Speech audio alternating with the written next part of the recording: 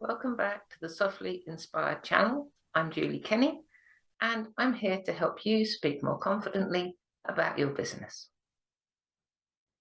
Today, I'm going to be talking about reviewing your content, reviewing your videos, your lives, maybe a recording of a talk that you've given in person. And I know a lot of people tell me they never watch themselves back.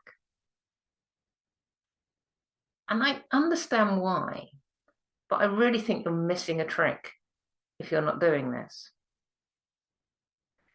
So in this talk, I'm going to be sharing some tips of how you can do that with a little bit more confidence, because there is always a temptation just to say, as soon as I've watched it, I'm going to delete it. Yeah, I've had that feeling too. So how do you stop yourself doing that? So here's 3 tips.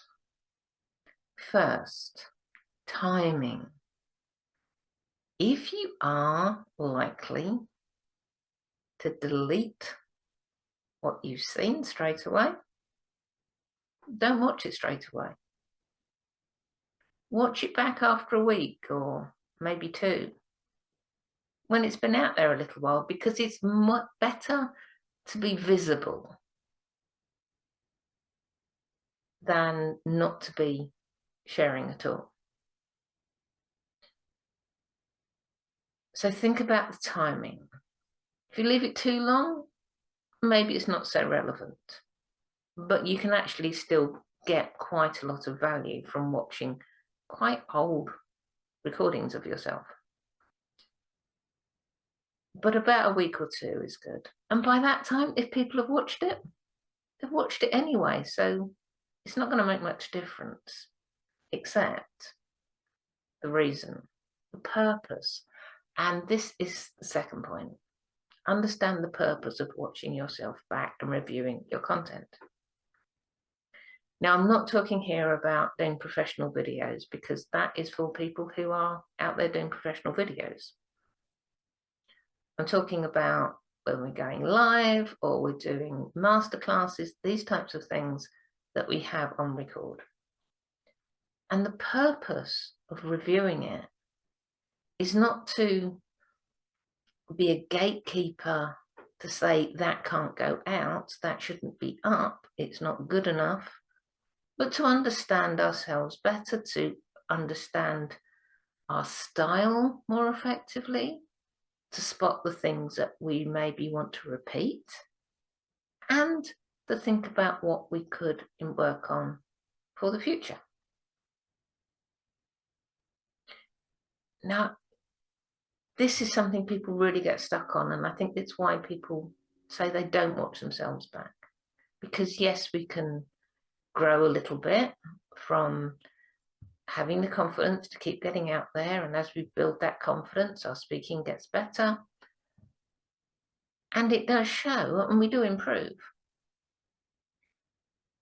But without understanding, and the understanding we have through review, we don't necessarily know the things that we should be improving or the things that we should be keeping. And that's the purpose of review. And the third point,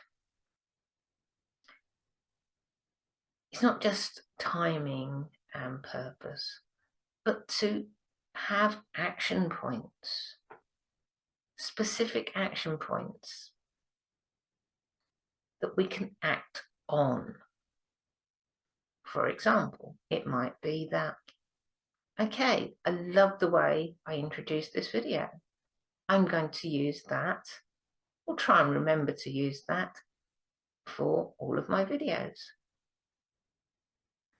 Or maybe it's something you used a phrase and how you describe something, and you think, oh, I forgot that I used that phrase, but it really sums things up well. I need to put that into my marketing. So if we get in flow, then sometimes what we say can actually be really, really valuable and we might have forgotten that we've said it by the time that we finish. So have action points, things you want to use and things that you might want to work on. And that's really the purpose of reviews. But as I say, many people don't, and the reason that they don't is because it can knock our confidence if we're not comfortable with what we're seeing, if we think it's not good enough, if we think it doesn't explain ourselves well enough, if we don't like the pace we're speaking at, if we don't like our voice. And there it is, our voice. 3 things you can do to help get in the right frame of mind for doing this review once you have set and chosen your timing.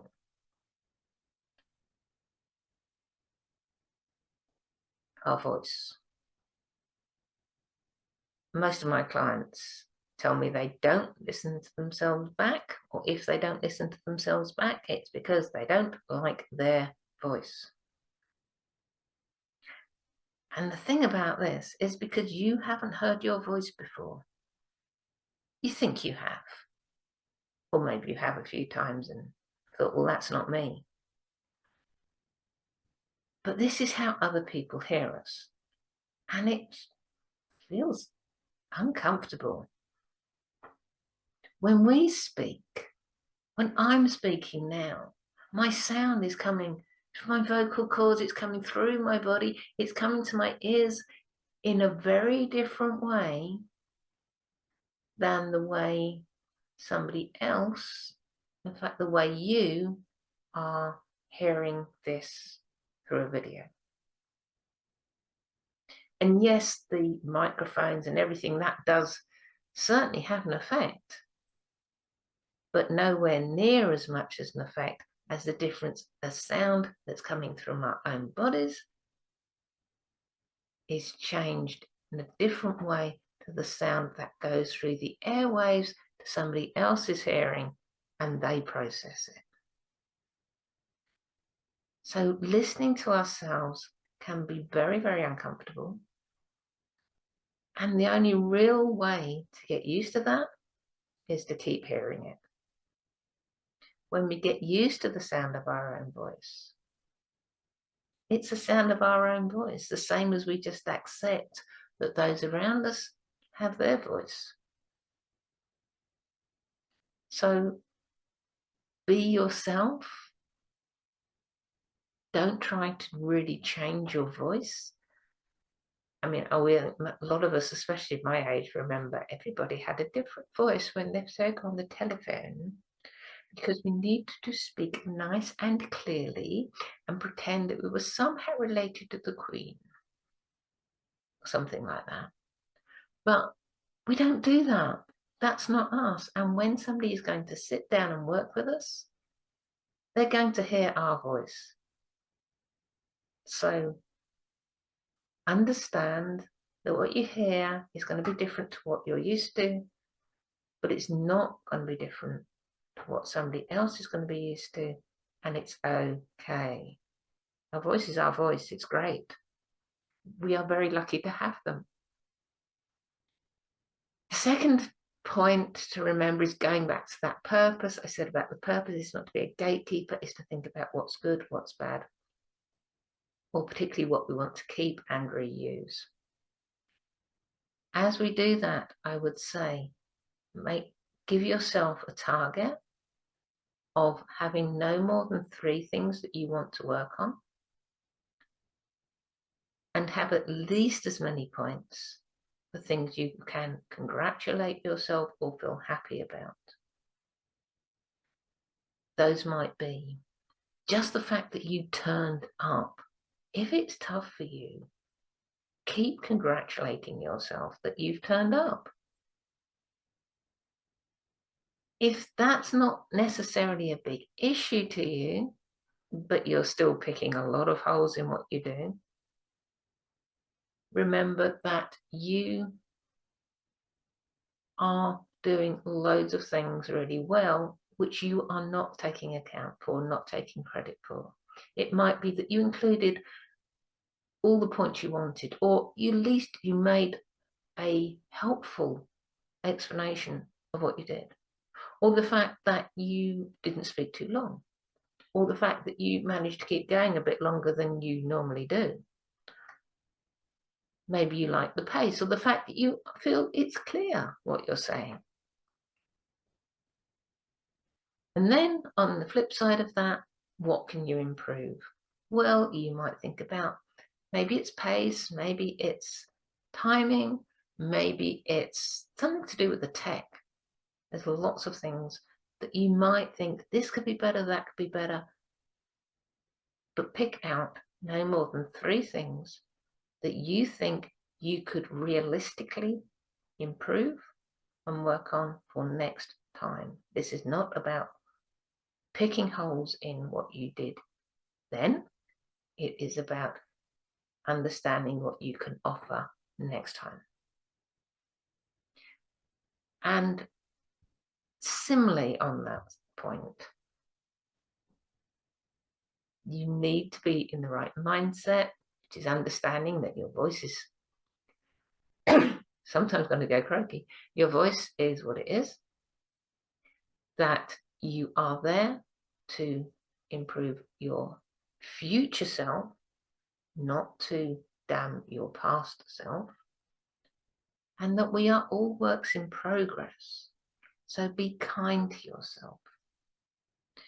There are many ways to help with your mindset before you do something. There are techniques, there are meditations. I really recommend affirmations, particularly as if you go to my website, you will find you can download some affirmation cards specifically designed for developing speakers. But whatever method you choose, and I must admit there are some great ones out there. There are tapping, is maybe one for anxiety that I know of, many other things, breathing techniques and so on. So lots of ways that you can work on bringing that anxiety down before and after you review, in the same ways you bring it down before and after you work on your speaking. And then when you review, you will find if you can act on these things, this will really elevate your speaking skills in a way that just turning up doesn't quite do. So I really hope this has encouraged you to do this. But if you are still struggling, then remember there are people like myself. I'd love you to come and talk to me, but there are other people out there too who can help you with speaking, who can help you with anxiety, who can help you review your content and see where you can realistically improve in ways that are right for you. Because trying to turn yourself into a different speaker doesn't really work. It's becoming more you that works, and understanding how to do that. So I can certainly help with that. If you want help with that, you can find me on Facebook, social media, and on my website as well. So I hope this is helpful to you. If it was, if you like this video, please press that like button down there. Do subscribe to the channel because I have trainings every month. And if you have any thoughts on this, if it has helped you in any way, or you've just got some general comments to make, I would love you to comment on this video as well. And do share with your friends.